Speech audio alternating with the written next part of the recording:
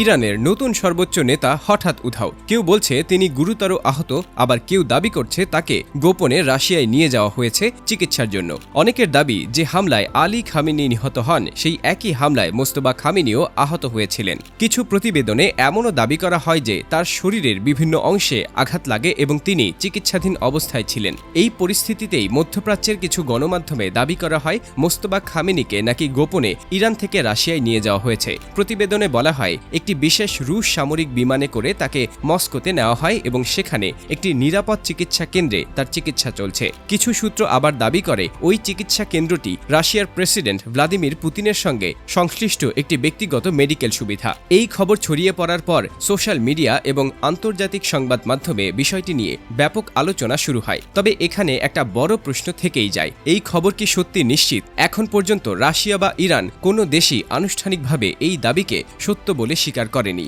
ফলে অনেক বিশ্লেষক বলছেন পুরো বিষয়টি হয়তো গুজবও হতে পারে, কারণ আন্তর্জাতিক রাজনীতিতে অনেক সময় যাচাইবিহীন তথ্য দ্রুত ছড়িয়ে পড়ে এবং তা নিয়ে বড় ধরনের আলোচনাও তৈরি হয়। এর মধ্যেই বিষয়টি নিয়ে মন্তব্য করেন ডোনাল্ড ট্রাম্প। তিনি বলেন, মোস্তফা খামেনির অবস্থা নিয়ে বিভিন্ন ধরনের তথ্য পাওয়া যাচ্ছে। কেউ বলছে তিনি গুরুতর আহত, কেউ বলছে তার অবস্থা খুবই খারাপ, এমনকি কেউ কেউ দাবি করছে তিনি হয়তো আর বেঁচেও নেই। তবে ট্রাম্প নিজেও স্বীকার করেন যে এসব তথ্য নিশ্চিতভাবে যাচাই করা সম্ভব হয়নি। আরেকটি বিষয়ও অনেকের নজর কেড়েছে, মোস্তফা খামেনির নামে যে প্রথম লিখিত বার্তা প্রকাশ করা হয়েছিল সেটি নিয়ে সন্দেহ দেখা দেয়। কিছু বিশ্লেষক বলছেন ওই বক্তব্যের ভাষা ইরানের কয়েকজন শীর্ষ কর্মকর্তার আগের বক্তব্যের সঙ্গে বেশ মিল রয়েছে। ফলে প্রশ্ন উঠেছে, সেই বার্তাটি সত্যি কি মোস্তফা খামেনি নিজে লিখেছিলেন নাকি অন্য কেউ তার হয়ে লিখে দিয়েছিল? এই পুরো ঘটনার পেছনে আরেকটি বিষয় গুরুত্বপূর্ণ। বর্তমানে মধ্যপ্রাচ্যের রাজনৈতিক পরিস্থিতি অত্যন্ত উত্তেজনাপূর্ণ।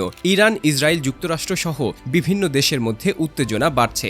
এমন পরিস্থিতিতে একটি দেশের শীর্ষ নেতার নিরাপত্তা নিশ্চিত করা খুবই গুরুত্বপূর্ণ। তাই অনেক বিশ্লেষক মনে করেন নিরাপত্তার কারণে তাকে জনসম্মুখে আনা হচ্ছে না। আবার কেউ কেউ মনে করছেন যদি তিনি সত্যি আহত হয়ে থাকেন তাহলে পুরোপুরি সুস্থ না হওয়া পর্যন্ত তাকে সামনে আনা হবে না। ওয়াশিংটনের জর্জটাউন বিশ্ববিদ্যালয়ের মধ্যপ্রাচ্য রাজনীতি বিষয়ক এক গবেষক বলেন, যখন কোনো দেশের শীর্ষ নেতা দীর্ঘ সময় ধরে জনসম্মুখে আসেন না, তখন স্বাভাবিকভাবেই তার শারীরিক অবস্থা নিয়ে নানা ধরনের গুজব ছড়ায়। ইতিহাসে এমন ঘটনা আগেও বহুবার ঘটেছে। মানুষের মধ্যে কৌতূহল বাড়তে থাকে এবং সেই কৌতূহল থেকেই নানা ধরনের গল্প তৈরি হয়। সব মিলিয়ে এখন সবচেয়ে বড় প্রশ্ন একটাই, মোস্তফা খামেনি আসলে কোথায়? তিনি কি সত্যি রাশিয়ায় চিকিৎসা নিচ্ছেন, নাকি তিনি ইরানের ভেতরেই কোনো নিরাপদ জায়গায় অবস্থান করছেন, নাকি পুরো বিষয়টাই রাজনৈতিক গুজব এবং তথ্যযুদ্ধের অংশ?